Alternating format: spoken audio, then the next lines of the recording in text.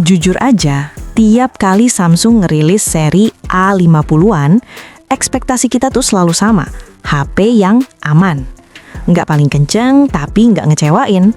Samsung kayaknya udah mulai bosen main aman. Apa bener Galaxy A57 ini masih layak menyandang gelar Raja Menengah di tahun 2026?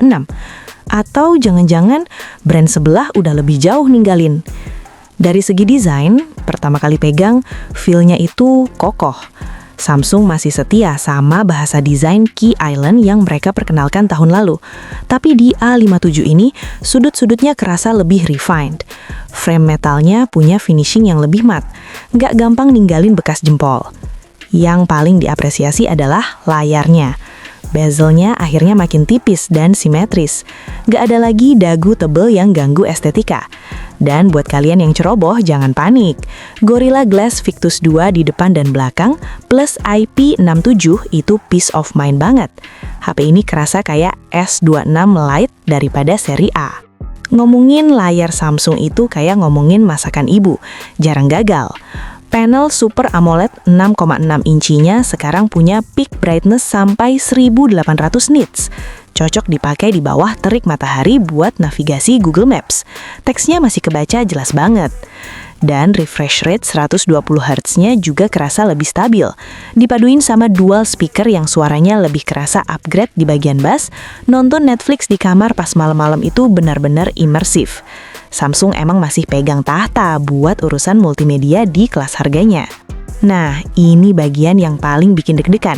Chipset Exynos 1580 atau chipset terbaru 2026.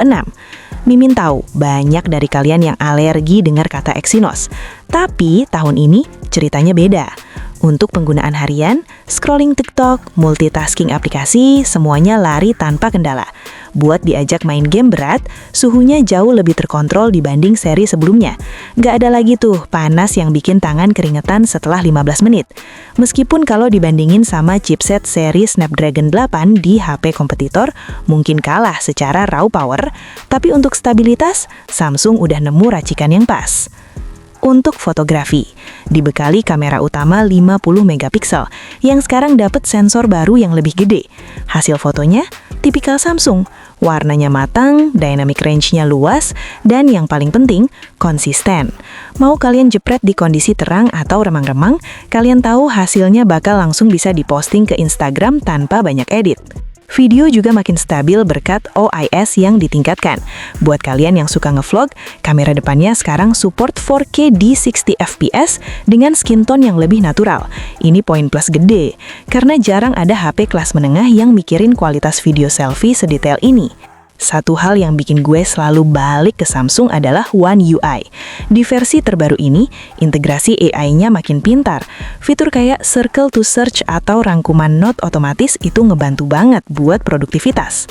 Baterainya 5000 mAh, standar, tapi manajemen dayanya jempolan. Screen on time bisa dapat 7-8 jam, yang artinya tahan seharian penuh. Chargingnya 45 watt. Ya, walaupun saat brand lain udah 100 watt, Samsung masih betah di sini. Tapi hey, setidaknya baterai kalian bakal lebih awet buat pemakaian 4-5 tahun ke depan kan? Jadi kesimpulannya, Samsung Galaxy A57 bukan HP buat kalian yang cari skor Antutu paling tinggi atau charging secepat kilat. Tapi HP ini adalah paket lengkap buat kalian yang pengen HP yang kerasa mahal, kameranya oke buat ngonten, dan softwarenya dapat update sampai bertahun-tahun ke depan. Gimana menurut kalian? So, buat kalian yang tertarik, silahkan tinggalkan komentar. Sampai bertemu di video selanjutnya. See you!